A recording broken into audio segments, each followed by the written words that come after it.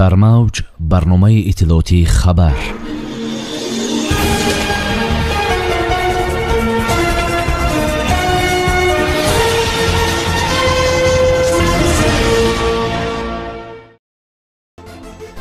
дар душанбе чароғҳои соли навӣ фурӯзон шуданд. олимони рус барои тоҷикистон навъҳои махсуси ғалладонаву лӯбиёгиҳоро таҳия мекунанд. барои муҳоҷирон дар русия шаҳодатномаи нав ҷорӣ мекунанд. мутахассисони соҳаи маорифи тоҷикистон ва вилояти Омски Россия табодули таҷриба менамоянд. дар вилояти Суғд ба 60 нафар бонувони ҳунарманд грантҳои раиси вилоят супорида шуд. бозингари беҳтарин дар соли 2022 муайян гардид. пойтахти ҷумҳурии Тоҷикистон барои соли нави 2023 комилан оро дода шуд. дар шаҳр ҳазорҳо чароғҳо фурӯзон шуданд. қаҳрамонҳои афсонавӣ кӯчаyu боғҳоро зебу зиннат медиҳанд. ба гуфти сокинон, душанбе аз шаҳри офтобрӯя ба шаҳри дорои ҳазорҳо чароғ табдил ёфтааст. онҳо аз тамошои ороиши гирду атроф лаззат мебаранд. ҳамаи гирду атроф низ бо рамзҳои ҷашни зимистон оро дода шудааст. дар ин ҷо нимдоираеро оҳувон дар дарахтони тиллоӣ ва дурахшон мунаққаш мекунанд. бозичаҳои ғайриоддиро дар болои сари роҳгузарон гузоштанд, ки боиси ҳаяҷон мегардад. дар қуттиҳои шишагӣ бошад, метавон хиёзи қутбиро дид. ҳамчунин дар маркази шаҳр қаҳрамонҳои филмҳои тасвирӣ низ ҳастанд, ки ба кӯдакон шинос ва дӯстдоштанӣ ҳастанд. инчунин як нома барои бобои барфӣ ба андозаи бузург гузошта шудааст. марказҳои илмии Омск барои хатлон навъҳои минтақавии ғалладона ва зироатҳои лӯбиёгиро таҳия мекунанд. дар ин бора дар ҷараёни нахустин сафари кории губернатори вилояти Омск Александр Бурков ба Тоҷикистон маълум шуд. пас аз мулоқот бо раиси вилояти Хатлон Қурбон Ҳакимзода тасмим гирифта шуд, ки вилояти Омск ин минтақаи Тоҷикистонро на танҳо бо ғалла, балки бо техникаи кишоварзӣ, инчунин макарон ва маҳсулоти қаннодӣ таъмин намояд. ҳамчунин ширкатҳои Омск омодаанд бо шарикони тоҷик дар тавлиди афшура, авокадо ва мураббо ҳамкорӣ кунанд. ғайр аз ин вилоятҳо шартномаи ҳамкорӣ ба имзо расониданд, ки мувофиқи он ба Омск бо нархи арзонтар сабзавоту меваи тару тоза фиристодани он пешбинӣ шудааст. русия санади электронии муҳоҷирро таҳия хоҳад кард, иттилоъ додааст рӯзномаи «Известия» дар истинод ба мудири кулли Гознак Аркадий Трачук. ба гуфтаи ӯ, ҳоло масъалаи ҷорӣ кардани низоми шиносоии биометрӣ барои муҳоҷирон баррасӣ мешавад.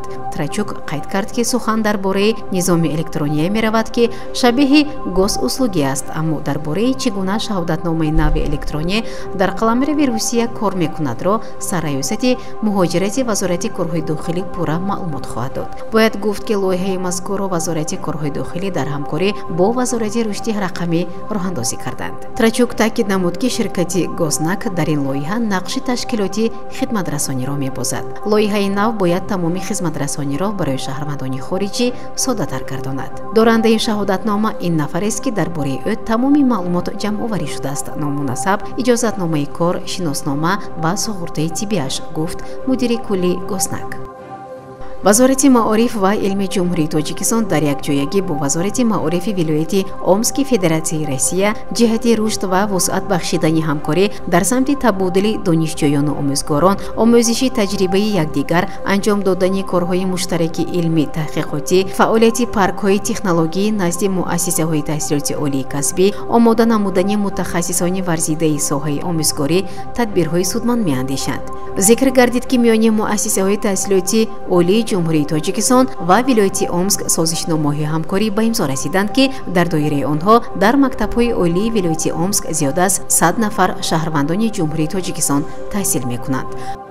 дар театри мусиқии Масакавӣ ба номи Камоли Хуҷандӣ маросими супоридани грантҳои раиси вилояти Суғд ба занони ҳунарманд баргузор гардида, ба 60 нафар бонувон 420 000 сомонӣ грант супорида шуд. имсол баҳри дастгирӣ ва рушди ҳунарҳои мардумӣ дар доираи эълон гардидани солҳои рушди саноат, яъне солҳои 2022-2026, тибқи қарори раиси вилояти Суғд дар бораи таъсис ва ҷудо намудани грантҳои раиси вилоят ҷиҳати дастгирӣ ва рушди фаъолияти соҳибкории занони ҳунарманд ҳунарманд ва эҷодкор барои солҳои 2021-2025 60 гранти раиси вилоят аз ҷумла 15 грант дар ҳаҷми 10 000 сомонӣ, 15 грант дар ҳаҷми 8 000 сомонӣ ва 30 грант дар ҳаҷми 5 000 сомонӣ пешбинӣ гардидааст.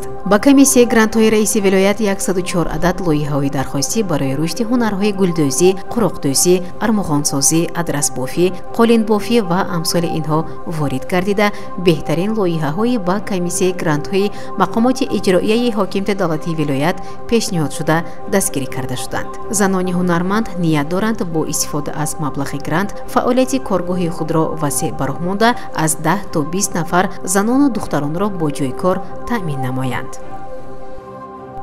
дар толори кохи суруши шаҳри душанбе маросими тантанавии ҷоизасупории лигаи футболи тоҷикистон дар сатҳи баланд баргузор гардид, ки дар он беҳтаринҳо аз рӯи натиҷаи мавсими гузашта эълон шуданд. дар ин бора Амид Ховар иттилоъ медиҳад.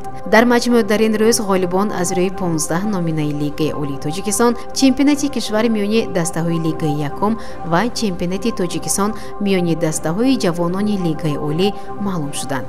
инчунин ба беҳтарин нишонзанҳои лигаи олӣ ва якум ва чемпионати кишвар миёни ҷавонон ҷоизаҳо тақдим карда шуд.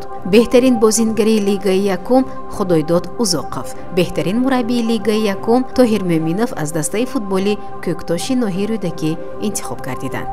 беҳтарин бозингари чемпионати тоҷикистон миёни ҷавонон дар соли 2022 Паҳлавон Баҳризода аз дастаи футболи Истиқлоли шаҳри Душанбе интихоб шуд. Фарҳод Холбеков аз дастаи футболи Регар Тадаси шаҳри Турсунзода беҳтарин мураббии чемпионати тоҷикистон миёни ҷавонон дар соли ҷорӣ интихоб шуд. Гулмуроди Саъдулло аз шаҳри Душанбе беҳтарин довар дар соли ҷорӣ муайян гардид. Рустам Ятимов аз дастаи футболи Истиқлоли шаҳри Душанбе беҳтарин дарвозабон дар соли 2022 интихоб гардид.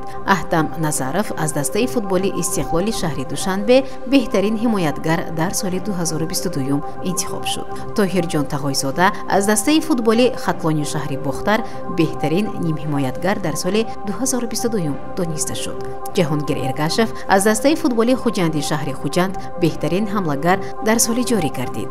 Самуэл Офари аз дастаи футболи Равшани шаҳри Кӯлоб беҳтарин легионер дар соли 2022 ки дар чемпионати Тоҷикистон бозӣ мекунад интихоб гардид. Алишер Тӯхтаев аз дастаи футболи Истиқлоли шаҳри Душанбе беҳтарин мураббӣ ва Манучеҳр Ҷалилов аз дастаи футболи Истиқлоли шаҳри Душанбе беҳтарин бозингар дар соли 2022 интихоб гардид. дар мавҷ барномаи иттилоъоти хабар.